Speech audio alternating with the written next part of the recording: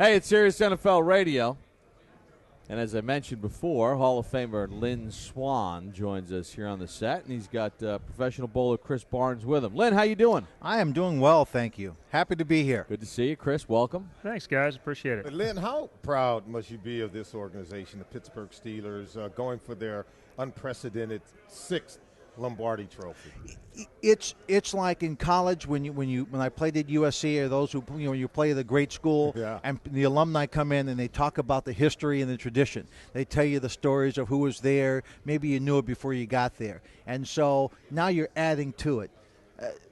For me and the Pittsburgh Steelers, my rookie year was the first year we went to the Super Bowl, and so that was the first Super Bowl win. So a lot of the guys, I think, whether they articulate it or not, feel like when we played and won those first Super Bowls, we're the foundation of the Steelers' winning history. And it goes back to the Rooneys in terms of how they select a coach. When you see the coaching carousel around the league, everywhere, you think about, Art Rooney Sr. hired Chuck Noll. He brought 4 Super Bowl wins to the Steelers. Then Dan is instrumental in hiring Bill Cowher, learning from his father, and he gets to 2 Super Bowls, winning one of those, Super Bowl 40. And then now here's Dan mentoring his son, Art, and they hire Mike Tomlin. And Mike Tomlin, just in 2 years, gets his team to a Super Bowl with a great defense and a strong offense. And so the continuity and the consistency is in the management. And you can look around this league in 32 teams, and you can see management that just ain't going to get there. They don't get it. They don't get it. That's why they never win. Preaching to the choir on that one. I have a question, too, from the standpoint I have an answer. Of that organization.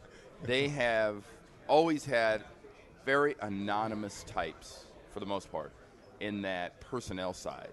The great high-profile coach, very high-profile, and he always had this series of people that got him that talent. The people that they turned around to, they looked at the guy on the desk and said, this is what a Steeler linebacker is going to be. This is what a Steeler receiver is going to be. Art Rooney Jr. Why has it always been so anonymous? Art Rooney Jr. Was, I think, VP maybe of personnel, working under his brother Dan, who was president, and his father was the chairman. He was head of personnel, so the scouting department reported to him. So it, in part, started with him. Then there were guys like Bill Nunn, who did all the assessment and recruiting at historically black colleges before we had the combines and all that kind of stuff. So he assessed that talent.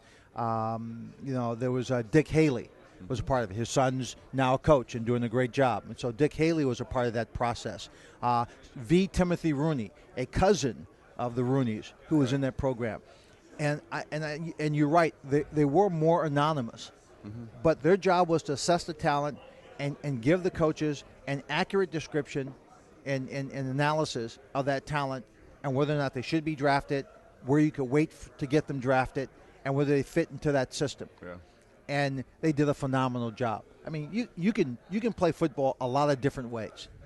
But the important thing is to say, here's the kind of offense I want to build, and here's the kind of player I need in this offense. And you can draft a guy who'll be great for you, but you put him on another team in the same position, and it just doesn't work.